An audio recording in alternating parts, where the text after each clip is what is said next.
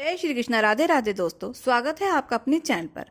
आज हम लेकर आए हैं आपके लिए कार्तिक मास का 9वां और 10वें अध्याय की कथा। तो प्रेम से बोलो विष्णु भगवान की जय हो। 9वां अध्याय। विष्णु भगवान की जय हो। राजा पृथु ने कहा, हे नारद जी, आपने कार्तिक मास के व्रत में तुलसी की जड़ में भगवान विष्णु का निवास बताकर उस स्थान की मिट्टी का पूजन बतलाया है। अब मैं भी श्री तुलसी जी के महात्म्य को सुनना चाहता हूँ। तुलसी कहाँ और कैसे उत्पन्न हुई, ये बताने की कृपा करें। नारद जी ने कहा, हे राजन, एक समय जब देवगुरु बृहस्पति और देवराज इंद्र कैलाश पर्वत पर शंकर जी का दर्शन करने के लिए गए तो शंकर जी ने उनकी परीक्षा ली। उन जटाधारी दिगंबर ने उनका मार्ग में ही अनुरोध कर डाला। यद्यपि वे तेजस्वी, शांत, लंबी भुजा और चौड़ी छाती वाले गौरवर्ण अपने विशाल नेत्रों युक्त तथा सिर पर जटाधारे वैसे ही बैठे थे, तथापि इंद्र ने शंकर जी को न पहचान कर उनका नाम धाम आदि परिचय पूछा और कहा, शंकर जी अपने स्थान पर हैं या कहीं गए हैं। इस पर उस तपस्वी ने कुछ नहीं कहा, परंतु त्रिलोकीनाथ के ऐश्वर्य से वर्भित होकर इंद्र कब चुप रहते। उन्होंने क्रोध से भुड़क कर कहा, अरे मैं पूछता हूँ तू उत्तर क्यों नहीं देता है। मैं अभी तुझे इस व्रज से मारता हूँ, फिर देखता हूँ तुझ दुर्मति की रक्षा कौन करता है। फिर ज्यों ही दिगंबर को मारने के लिए हाथ में व्रज लिया, त्यों ही भगवान शंकर ने व्रज सहित उसका हाथ स्तंभित कर दिया और विकराल नेत्र कर ज्यों ही उसे देखा तो ऐसा विदित हुआ मानो वह दिगंबर प्रज्वलित हो उठा है और तेज से जला देगा।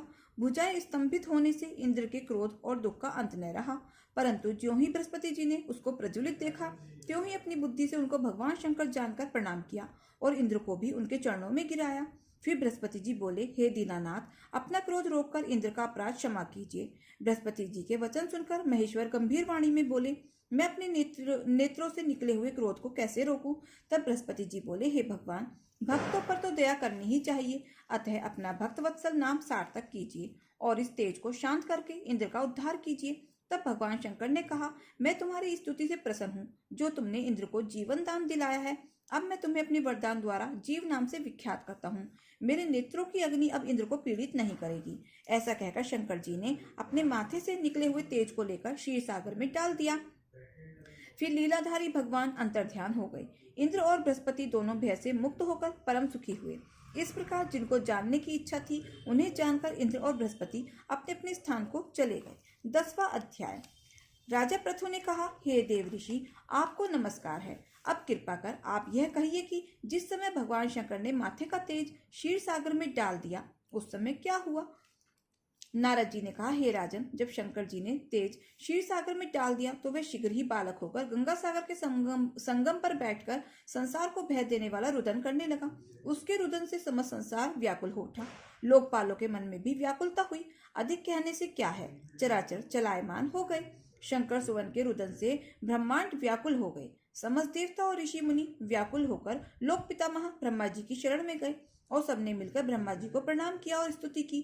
फिर कहा, हे पितामह, यह बड़ा भयंकर समय आया है, इसका नाश कीजिए। देवताओं की यह बात सुनकर ब्रह्मा जी सत्यलोक से उस बालक को देखने के लिए समुद्र तट पर आए। समुद्र से ब्रह्मा जी को आता देखकर उन्हें प्रणाम किया और बालक को उठाकर उनकी गोद में दे दिया। तब विस्मित होकर ब्रह्मा जी ने पूछा, हे सागर, तुम शीघ्र बताओ कि यह बालक किसका है। तब समुद्र ने कहा, हे प्रभु, यह तो मैं नहीं जानता, किंतु मुझे इतना अवश्य ज्ञात है कि यह गंगा सागर के संगम पर प्रकट हुआ है।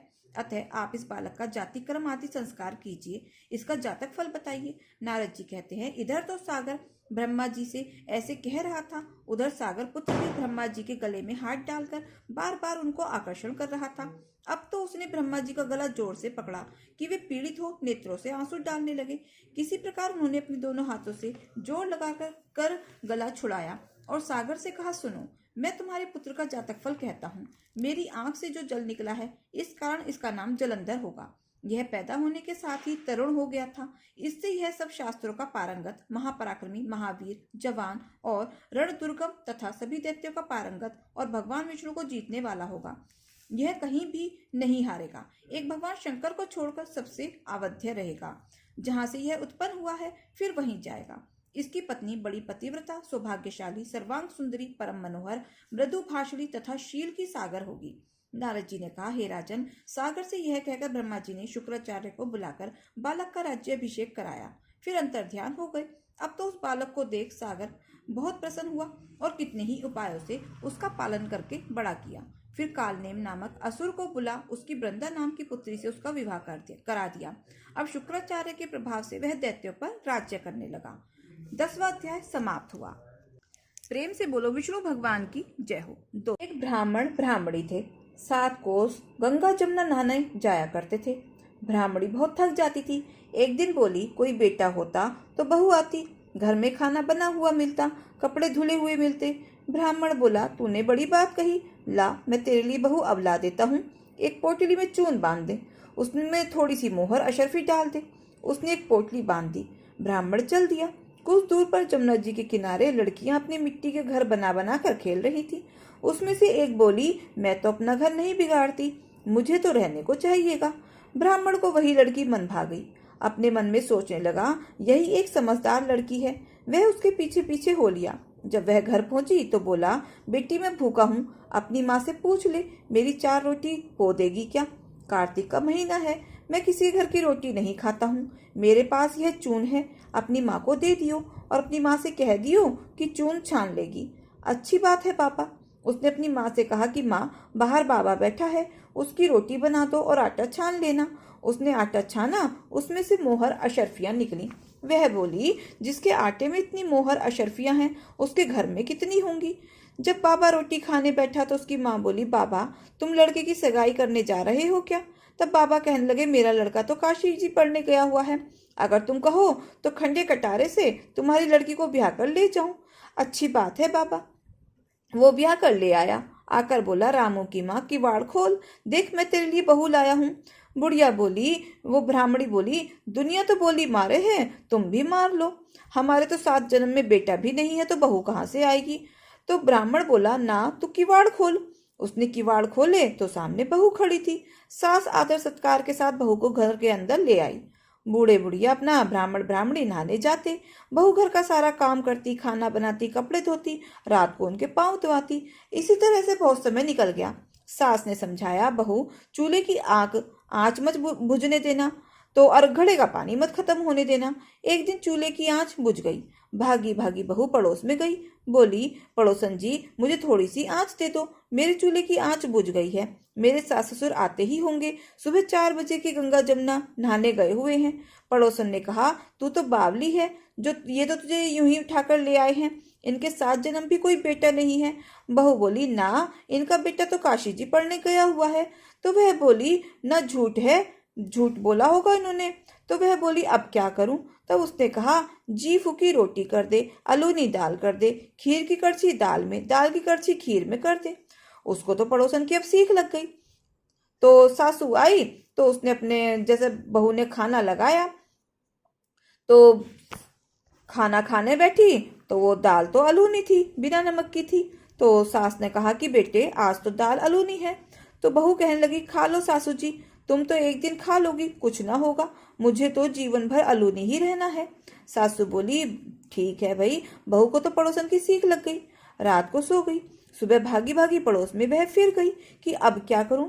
तो पड़ोसन बोली, 7 कोठों की चाबी मांग ले। जब सासू जी जाने लगी तो अड़कर खड़ी हो गई। बोली, बाद में जाना, पहले मुझे 7 कोठों की चाबी दे दो। तब ससुर जी बोले, इसे चाबी दे दो, आज भी इसका कल भी इसका, हमारा क्या है, आज मरे कल दूसरा दिन।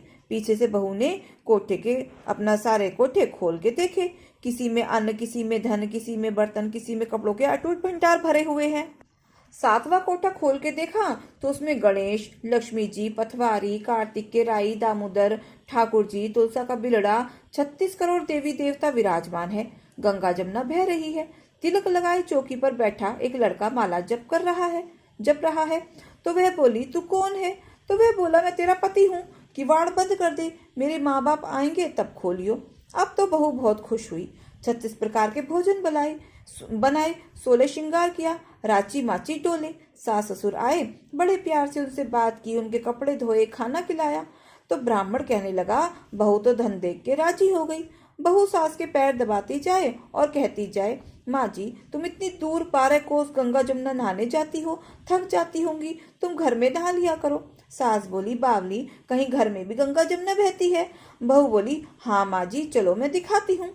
उसने फिर इसी तरह अपना सारे कोठे खोले। जब सातवां कोठा खोलकर दिखाया तो उसमें गणेश, लक्ष्मी, पीपल, पथवारी, तुलसा, कार्तिक के ठाकुर, राई, दामोदर, शिव पार्वती, 36 करोड़ देवी देवता विराजमान है। गंगा जमुना बह रही है।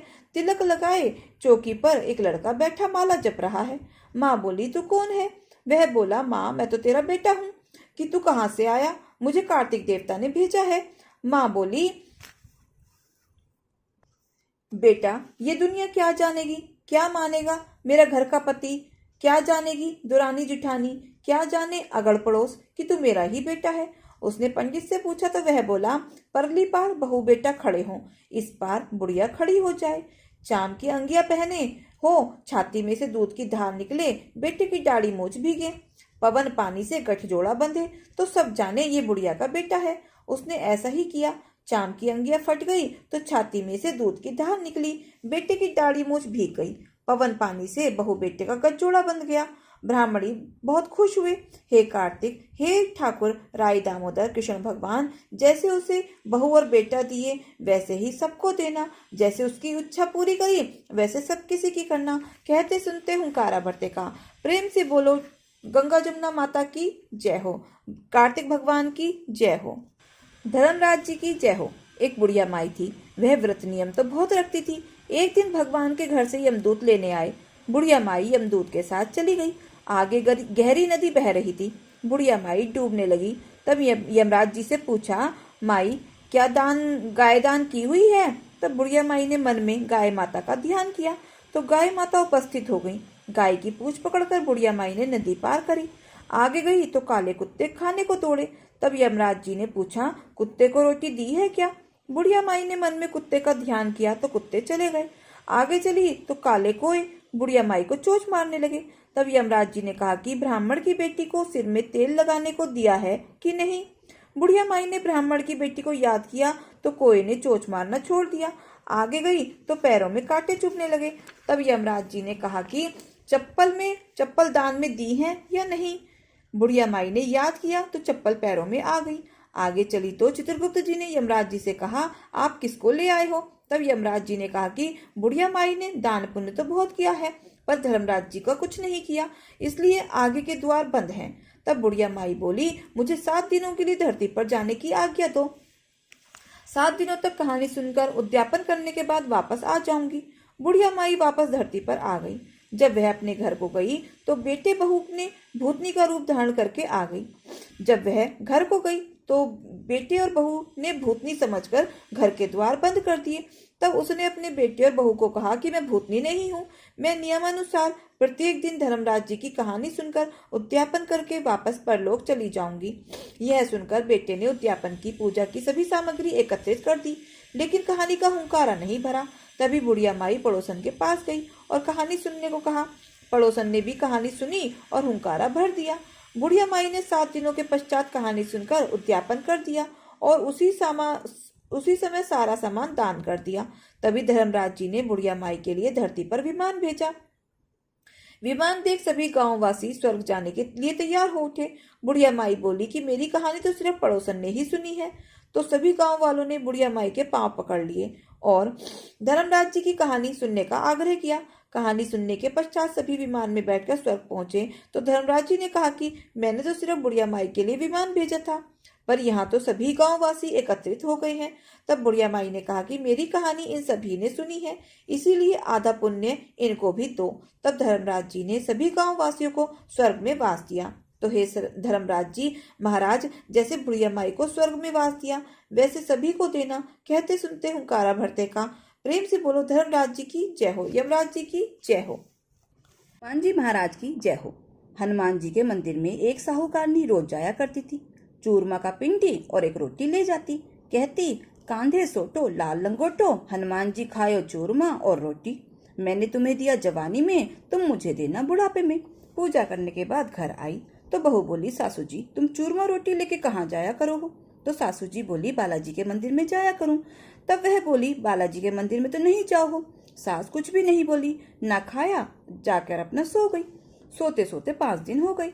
हनुमान जी सपने में आए। बोले, तूने दिया जवानी में, मैं तुझे देऊं बुढ़ापे में। बुढ़िया बोली, आज तो तुम दे रहे हो, रोज कौन देगा? हनुमान जी बोले मैं रोज दे दूंगा। बुढ़िया ने चूरमा खा लिया। बहू के घर कुछ भी ना रहा, सब चीजों में घाटा हो गया। बहू बोली सास को देखूं 7 दिन हो गए, मैंने तो खाने को भी नहीं दिया। जाके देखा तो खूब मोटी ताजी हो रही है। बहू बोली सासू जी तुम्हें खाने को भी ना दिया, तुम क्या खाती हो? सासू बोली मुझे तो हनुमान जी मीठी मीठी चूरमा रोटी देके जावे हैं, मैं तो वही खाती हूँ। बहू सास के पैरों में पड़ गई और बोली हम तो तुम्हारे भाग का खाते हैं, हमारे घर में तो अब कुछ भी ना रहा, अब आप संभालो। सास रोज फिर पहले की तरह चूरमा रोटी चढ़ाने लग गई। फिर खूब धन धान्य हो गया। जैसे सास को हनुमान जी ने दिया वैसे सब किसी को देना। कहते सुनते हुंकारा भरते का। जय हो हनुमान जी महाराज की जय हो। एक बुढ़िया थी, कार्तिक नहाती। एक बार अपने बेटे से बोली कि बेटा मैं गंगा जी नहाने जाऊंगी। बेटा बोला माँ क्या क्या सामान चाहिए। माँ ने उसे लड्डू का सामान बता दिया। उसने लाकर अपनी बहू को दे दिया और बोला कि मेरी माँ गंगा जी जाएगी, लड्डू बना दियो। बहू बहुत ही चालाक थी, उसने सारा सामान तो घर में बचा लिया और बूर के लड्डू बनाकर सास को दे दिए। बेटा माँ को गंगा जी छोड़ आया। उसकी माँ सुबह 4 बजे उठती, नहाती धोती, पूजा पाठ करती और 1 पैसा 1 लड्डू लेकर आसन जमाकर बैठ जाती।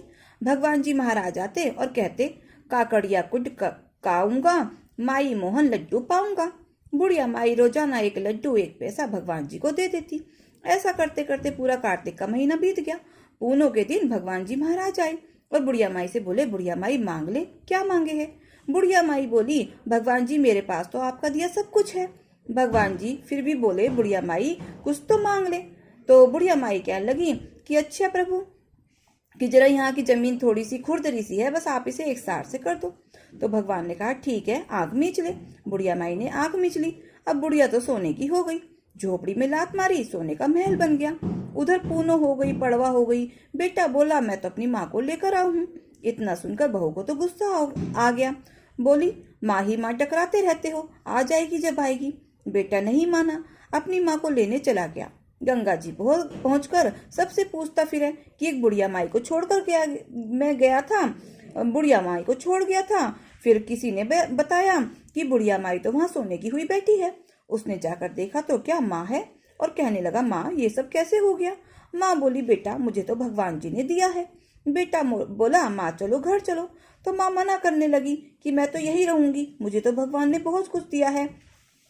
तब बेटा बोला माँ ना घर चल। उसने मना किया कि मैं तो यही रहूंगी, भगवान जी ने दिया है। बेटा फिर बोला कि माँ तुझे चलना तो पड़ेगा। बेटा अपनी माँ को लेकर घर आ गया। बहू अपने पति से लड़ने लगी कि अपनी माँ को तो सोने की कर लाए, मेरी माँ को ना करके लाए। पति बोला ठीक है, अगले साल कार्तिक में मैं तेरी माँ को भी सोने की कर लाऊंगा। अगले साल फिर कार्तिक आया। उसने वैसे ही लड्डू का सामान लाकर बहू को दिया, लेकिन बहू ने अपनी माँ के लिए खूब बढ़िया मेवा के निचड़वा लड्डू बनाकर अपनी माँ को दिए। जवाई उसे गंगा जी पर छोड़ आया। अब उसकी सास सुबह ना तो उठती, ना नहाती, ना धोती, ना पूजा, ना पाठ। सुबह सुबह अपना उठकर खाने पीने बैठ जाती। भगवान जी महाराज आते, काकड़िया कड़काऊंगा, माई मोहन लड्डू पाऊंगा। वो कहती जमाई के लाए, घी के बनाए, काहे कुना दिखाऊंगी, चुप चुप खाऊंगी। ऐसा कहकर रोजाना 1 लड्डू गप से खा जाती। ऐसा करते करते पूरा कार्तिक का महीना बीत गया। पूनों के दिन भगवान जी महाराज फिर आए। बोले बुढ़िया बोली महाराज जी महाराज मुझे भी ऐसा दो जैसी मेरी समधन को दिया। भगवान जी बोले तूने भी ऐसे ही किया जैसे तेरी समधन ने किया था, कुछ तो किया ही नहीं था। अच्छा चल आंख मीच ले। आंख मीचते ही बुढ़िया कूड़ी की पर जैसे कूड़ी पर खड़ी रहती है वो सूरी बन गई। घाट घाट घुराती फिर बड़े परेशान हो गए न। अपना आए जब वो पूनों के दिन कि पूछते फिरे सबसे कि बुढ़िया माई कहाँ गई। सबने कहा यहाँ पर तो ये सूरी मंडराती फिर रही है, घाट घाट घुराती है। बड़े परेशान हो गए, चलो नाव से बांध दिया। उधर पूनो हो गई, पड़वा हो गई। बेटा अपने पति से लड़ने लगी, अपनी माँ को तो बड़ी जल्दी लाया, मेरी माँ को नहीं ला रहा। वो बोला मैं तेरी माँ को भी ले आऊंगा। गंगा जी पहुंचकर फिर सबसे पूछने लगा मैं एक बुढ़िया माई को छोड़ गया था, मैं एक बुढ़िया माई को छोड़ गया। फिर किसी ने बताया कि एक बुढ़िया तो वहां पर सूरी हुई पड़ी है। जाकर देखा तो क्या सास है। सास जमाई को देखकर उसके पैरों में चिपट गई और बोली तुम्हारे भगवान जी तो बड़े दोगले पटपीटन है, जो तुम्हारी माँ को कैसा दिया और मुझे कैसा दिया। वो बोला भगवान जी दोगले ना है, तुम्हारे कर्म दोगले हैं। जैसे मेरी माँ ने किया मेरी माँ को मिला, जैसे तुमने किया वैसे तुमको मिला। गाड़ी से बांधकर घर ले आया। उधर बेटी और देवती बड़े खुश होते डोल फिर रहे थे कि मेरी माँ सोने की होके आएगी। अब नानी तो सूरी हो गई और वो आके आशीर्वाद पार्टी लेकर अपना पड़ गए। बेटी दौड़ी दौड़ी अपने माँ को लेने गई। जाकर क्या देखे, वहां तो सूरी बंधी खड़ी है। सबसे पूछती फिरे कि मेरी माँ का दोष कैसे उतरे। फिर किसी ने बताया कि कोई कार्तिक नहाने वाली हो और उसके नहाए हुए जल से नहाने से उसका दोष उतरेगा। अगले साल उसने अपनी सास को बड़े प्यार से कार्तिक नहलाया और अपनी माँ को उसके नहलाए हुए जल से नहलाया तो उसकी काया कंचन सी हो गई। पूंछ पटरे के नीचे दबी रह गई थी तो पूंछ तो सूर्य की ही रह गई, बाकी सारी देह मनुष्य की हो गई। भगवान जी जैसे पहली बुढ़िया को आए वैसे सबको आना, जैसे दूसरी बुढ़िया को आए ऐसे किसी को ना आना, कहते सुनते हुंकारा भरते का। एक लपसी था, एक तपसी था। तपसी तो भगवान की तपस्या करता। लपसी रोजाना 1.25 सेर का हलवा बनाकर भगवान को भोग लगाकर टाली हिलकर जीम लेता। एक दिन दोनों में झगड़ा हो गया। लपसी बोला मैं बड़ा, तपसी बोला मैं बड़ा। मैं बड़ा क्योंकि मैं भगवान की तपस्या करता हूँ। नारद जी बोले कि तुम्हारा फैसला मैं करूंगा। दूसरे दिन तपसी नहाकर आने लगा तो नारद जी ने 1.25 करोड़ की मुद्रा तपसी के आगे गिरा दिया। उसने आंख खोलकर देखा तो क्या मुद्रा पड़ा है। उसने उठाकर पैर के नीचे दबा लिया और तपस्या करने लगा। उधर लपसी ने 1.25 सेर का हलवा बनाकर भगवान को भोग लगाकर टाली हिलकर जीम लिया। इतने में नारद जी आए, दोनों को अपने पास बिठाया। दोनों पूछने लगे कि कौन बड़ा। नारद जी ने तपसी से कहा कि अपना पांव हटा। पांव हटाते ही मुद्रा निकला। तब नारद जी बोले मुद्रा चुराने से तेरी तपस्या भंग हो गई है, इसलिए लपसी बड़ा है। तपसी कहने लगा कि मुझे मेरी तपस्या का फल कैसे मिलेगा। तब नारद जी बोले तेरी तपस्या का फल तुझे कार्तिक नहाने वाली देंगी। सब कहानी कहकर तेरी कहानी नहीं कहेंगी तो कार्तिक का फल तुझे हो जाएगा। धोती देकर अंगोछा नहीं देवे, सीधा देकर दक्षिणा नहीं देवे, ब्राह्मण जिमा कर दक्षिणा नहीं देवे, दीवा चास के हाथ न जोड़े तो तेरा पुण्य, कपड़ा दे के बटन न लगावे, दाहिने हाथ से नाड़ा बांधे तो सबका फल तुम्हें हो जाएगा। इतना कहकर नारद जी चले गए। जय हो लपसी तपसी की जय। एक मेंढक और मेंढकी थे।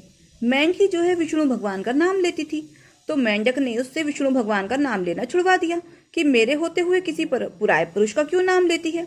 मेंढकी ने नाम लेना छोड़ दिया। अब भगवान ने सोचा इसका घमंड दूर करना चाहिए। घड़े में भर के लाके कढ़ाई में चढ़ा दिया। अब दोनों खदक खदक खदकने लगे। मेंढक बोला मैं तो जला। मेंढकी बोली मैं तो नहीं जल रही, कि तुम मेरी जगह आ जा मैं तेरी जगह आ जाऊं। दोनों ने जगह बदल ली। मेंढक बोला मैं तो अब भी जला। मेंढकी बोली मैं तो नहीं जल रही। तब मेंढक बोला कि तू विष्णु भगवान का नाम ले। तो मेंढकी ने कहा मैं तो नहीं लेती, पहले तूने लेना छुड़वा दिया, अब मैं नहीं लेती। तो मेंढक बोला पहले तू अकेली लेती थी, अब दोनों मिलके लेंगे। विष्णु भगवान संकट काटे, विष्णु भगवान संकट काटे, विष्णु भगवान संकट काटे, विष्णु भगवान संकट काटे, विष्णु भगवान संकट काटे। विष्णु भगवान एक बच्चे का रूप रख कर आए, लात मार कर चले गए। दोनों निकलकर सुख शांति पूर्वक रहने लगे।